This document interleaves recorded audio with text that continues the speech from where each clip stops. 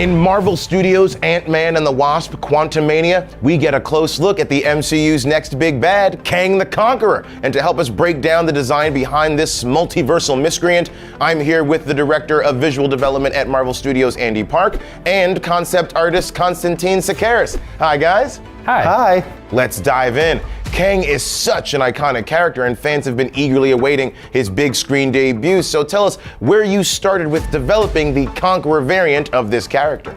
Whenever we're tackling any particular villain, when we're trying to translate comic into the MCU, we always do a deep dive into the comic books. Of course, starting off with Jack Kirby. Jack Kirby just had this design sense of just making characters look iconic, just very simple and bold. So this is our chance to come up with the classic look that we see from the comic.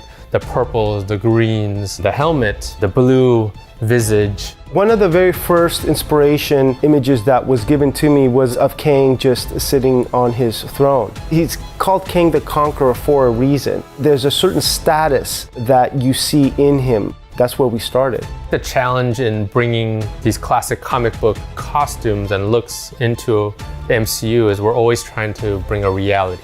So with Kang, it was bringing in the high-tech futuristic elements into his costume. A big part of it was his helmet.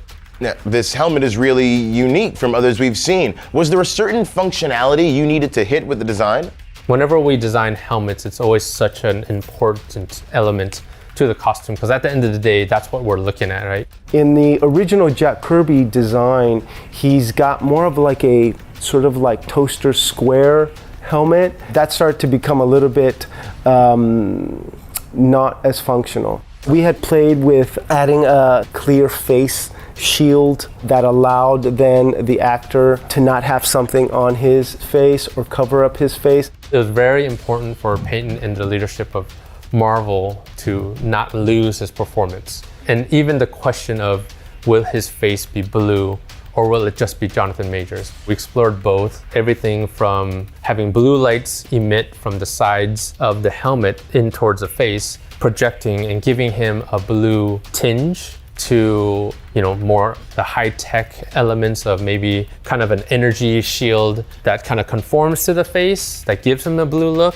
We explored a lot of different textures, different hues of blues. In the end, it was like, how much can we still see Jonathan Majors' face without seeing the sort of like blue face shield?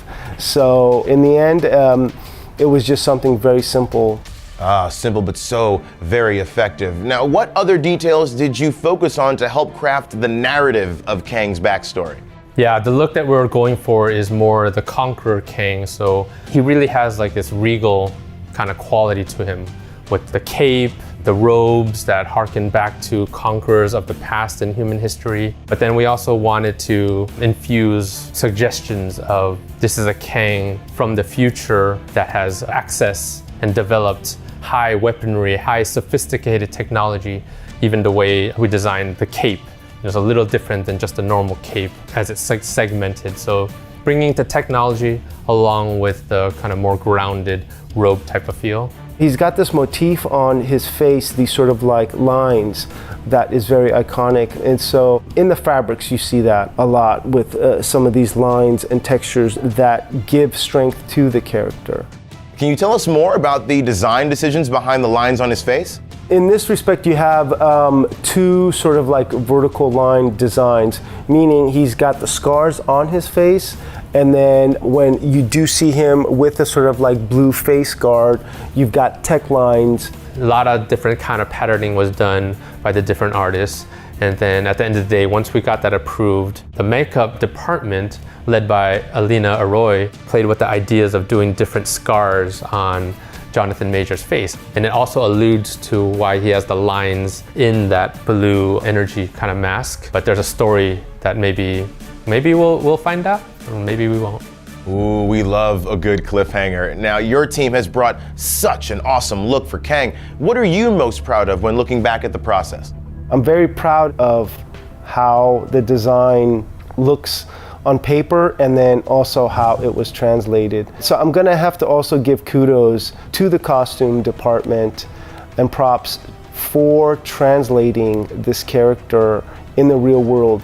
I'm most proud of my team of artists and seeing that Kang's pretty darn, comic accurate. I feel like this is a Kang that I've been wanting to see, that fans have been wanting to see. We stayed as true as we could to the comic source. Hopefully we're not letting any fans down. I think it looks amazing. Every time I see it, it puts a smile on my face. We're all smiling too. Well, except for Kang. He's not a smile, he's a conqueror. Never mind. Well, listen, Andy, Constantine, thank you so much for chatting with us. Thanks, Langston. Thank you. And of course, everyone, go experience Marvel Studios' Ant-Man and the Wasp: Quantumania in theaters now.